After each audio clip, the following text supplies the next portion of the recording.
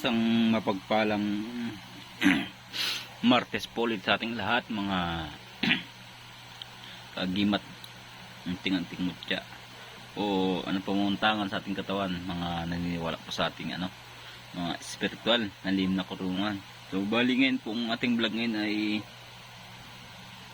tungkol po sa mutya ulit, mutya po ng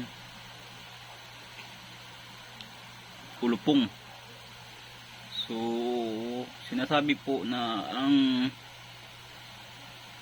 ulupong po ay ang pinakamakamandag sa buong mundo po na ahas. Dahil bakit nga po ba natin nasabi na ang ulupong po ang pinakamakamandag na ahas? At yun ay galing na rin po sa mga matatanda. So bali magpapakita po ako ng gamit ng sa ulupong. So bali ang aking blazer ay galing kanina sa sa bukid. Hindi niya po akalain na makaka-encounter siya ng ng ulupong. So ang ulupong pala po ay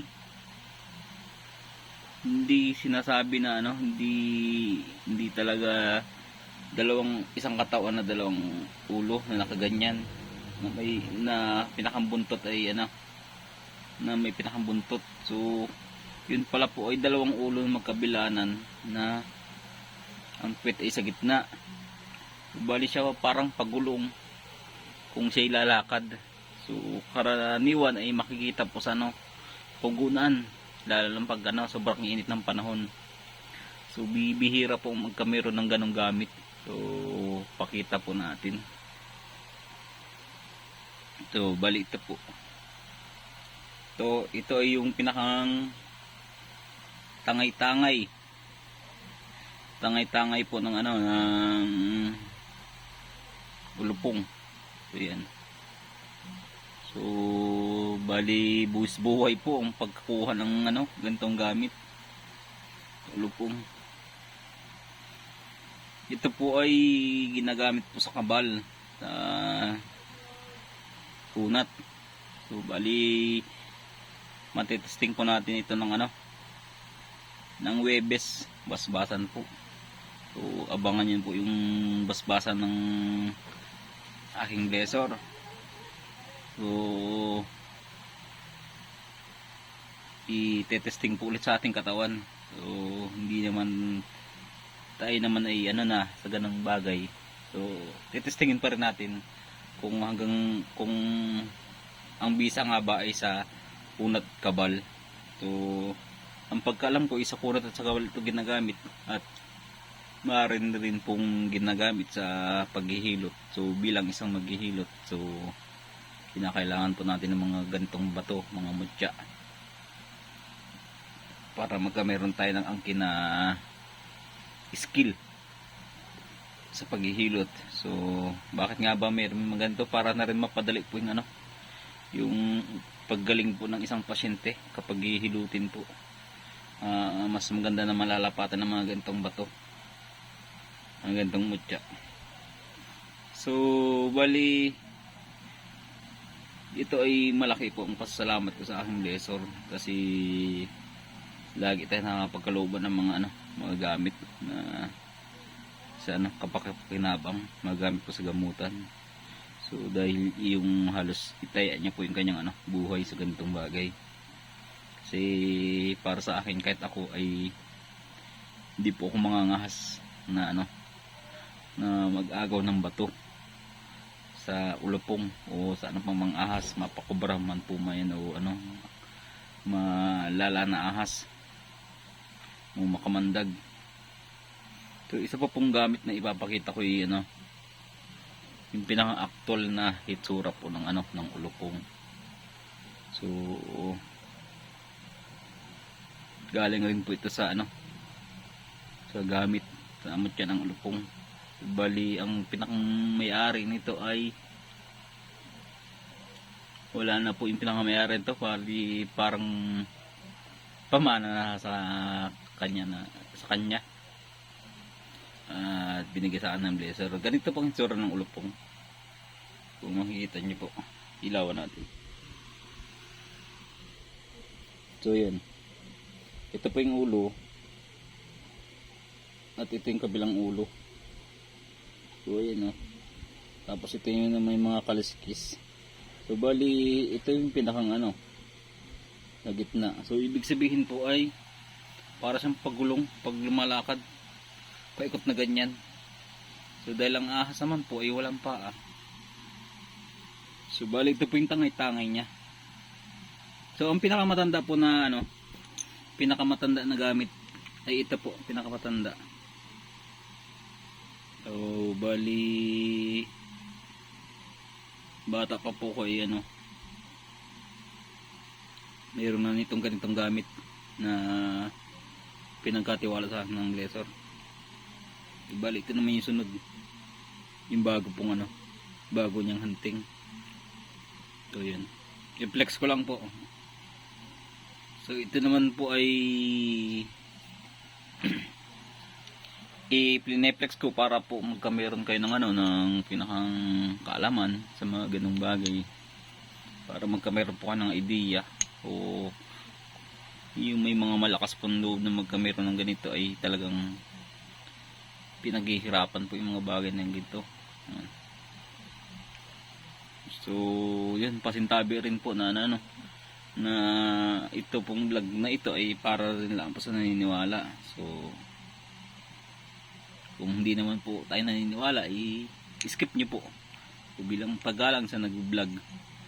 So paulit-ulit po natin ano, na paalala. So doon naman po sa mga sa mga masugid ko na ano, masugid namin na taga-subaybay, taga-share at taga-like, taga-puso ng video. So malaki po ang pasasalamat ko sa inyo. Hindi ko na po kayo mag-isa-isa kung sino. Basta maraming salamat po sa ano, sa pag-share ng aming vlog. So ito pinapakita ko rin lang po dahil para na rin po kayo ano, yung may idea kayo kung napaswerte po kayo na halimbawa mahal na araw, gusto niyo magkamero ng ganito, maghunting. So lakas loob po talaga na ano, na natin pong ano, i-release po natin sarili kung talagang ano, matapang po tayo sa ganitong ano. So yan, papakita ko po ulit. Ito po yung hitsura ng ulupong. Yan, ganito. Dalawang ulo.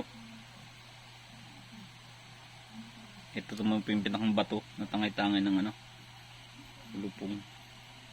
So bali ito po ano, ito yung, kung makakasumpong po kayo ng ulupong, so yun, may idea na po kayo ano talaga po yung tsura ng ulupong. Ganito po, magkabila yung ulo.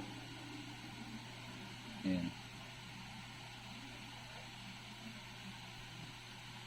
Ito naman po yung pinakang iniingatan ng ano, ng mga ulupong, ng ulupong, itong bato.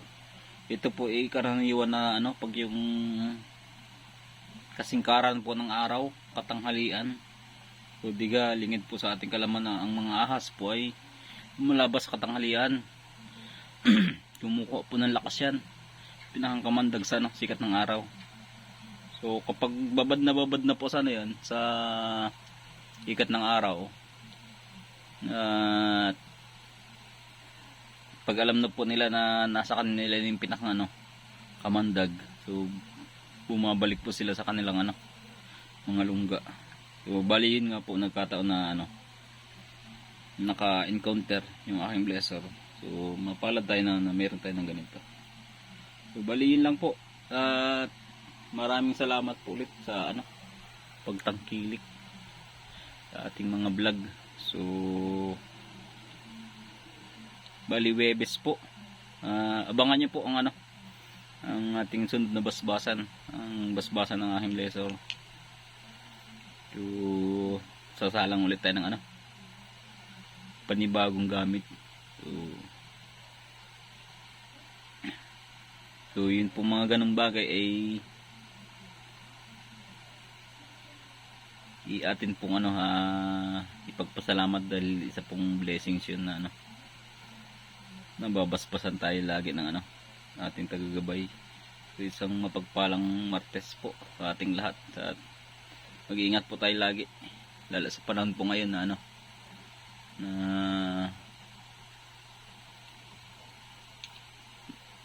maulan. Lagi tayo mag-iingat sa daan, lalo lang po yung mga nakamotor. So dahan-dahan lang po sa pagtakbo, dahil hindi rin po siya mga ating buhay kung tutusin. Kahit pa tayo may mga gamit, o mas maganda na rin na tayo mag-iingat. So isa pong mapagpalang po Martes po sa ating lahat, at mabuhay po kayo.